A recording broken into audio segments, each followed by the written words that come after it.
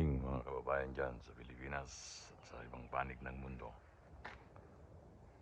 Alas 4:30 pa lang po ng umaga dito sa Japan at nandito kami sa Kanagawa Prefecture, Yokohama.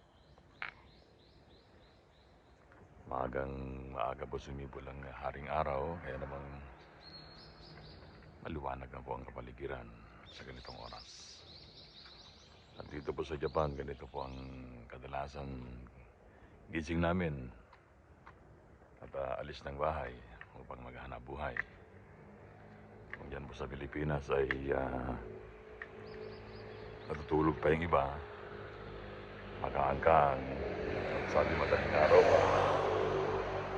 Sabi pong nasa abroad ay maagang gumigising